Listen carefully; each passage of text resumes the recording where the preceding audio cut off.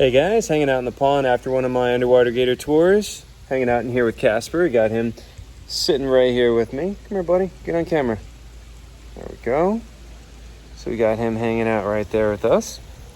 So one of the common questions I've covered a lot, but we'll go ahead and cover it again, is that, where did he come from? Where do all the gators I come from, or where do all the gators I work with come from? Why are they here? So these guys are all what are called wild-caught nuisance alligators, okay? So a nuisance gator is one that shows up in a backyard, a swimming pool, ate Fluffy, stuff like that, right? Now, once they eat somebody's dog, they're going to send out a trapper that will typically capture and kill the offending alligator, which is really sad, not a good thing. To give you an idea of how often this happens, the state gets about 14,000 nuisance alligator calls per year in the state of Florida.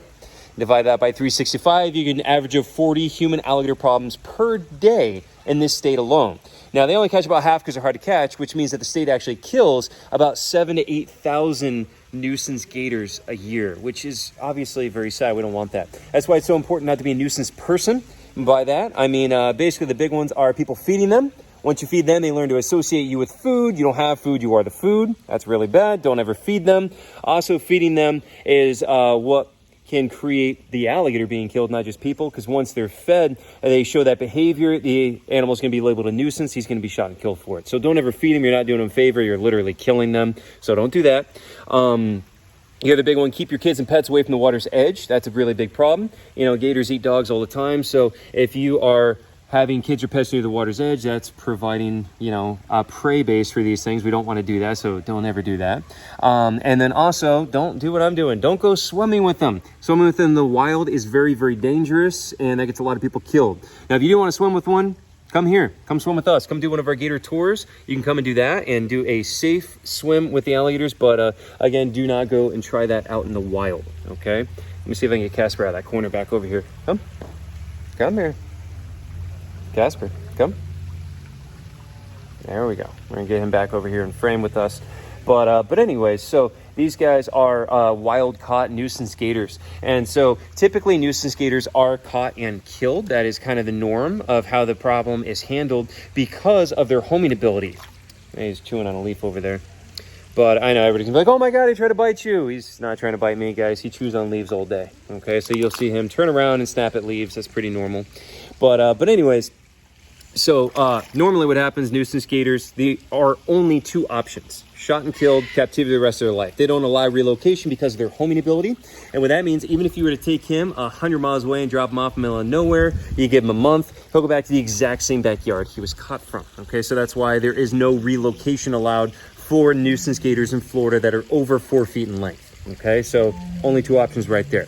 Now, the gators that I work with are all the very, very lucky ones that do end up in captivity instead of being shot and killed. And the reason behind that is, as a nuisance gator trapper, I work under one of the guys and go out and actually catch them myself.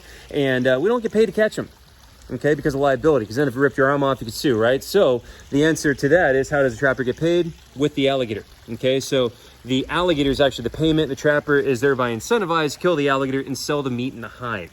Now, me and the group that I work with are the only ones dumb enough to work for free, so we volunteer our time, unpaid, to rescue them out of people's backyards instead of having them shot and killed. So, all the gators that you see me working with are all these nuisance gators that would have otherwise been shot and killed. So that's why they are all rescue alligators. We don't have these guys here because we want them or wanted a selfish reason to own one. That we have them here because they are actually rescue alligators, okay, that would have otherwise been shot and killed if they were not at the rescue. Because again, they cannot be relocated. There is literally no other option for a nuisance gator. So that's where they come from. That's why they're here. And that's how we're able to work with them. Now, that also brings up another point. A lot of people ask, well, they see me hanging out so close with an alligator. Like, well, you must have raised that one. No, none of them are raised by me. I've actually never raised an alligator before. And they are all wild-caught adults that come in, and I train them and I work with them. Casper's underwater right now, actually. You see him down there at my feet? So I'm about chest deep in the water right here, and so he's actually sitting on the bottom down there, hanging out. Kind of cool, right?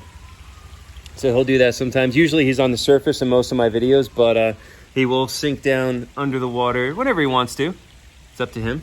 So he's doing his thing down there. I have no idea what he's doing. But he decided he wants to sit on the bottom a little bit, right? So maybe we can get him to come back up. I'm gonna try to lift him up with my leg. Ugh. You wanna come back up here? There we go. There we go. Hanging out with him a little bit. What are you doing on the bottom, huh? You sitting on the bottom down there? Trying to catch a fish or something?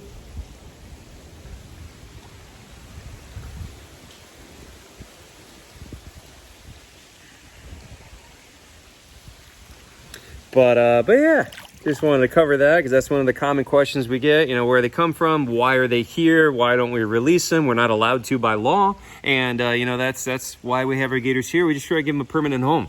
And then a lot of people ask from that, well, aren't you going to run out of space? Yeah. Theoretically, yeah, that's why it's always important to support your local rescuers. Come do one of my underwater gator tours, support us, and we can use that money towards making new enclosures and expanding and being able to save more alligators. So if you like what we do and you want to help save some alligators, you can definitely support us and come help out and come do one of our tours, hang out with us, right? There's one of his girlfriends right behind me too. There's Casper right here.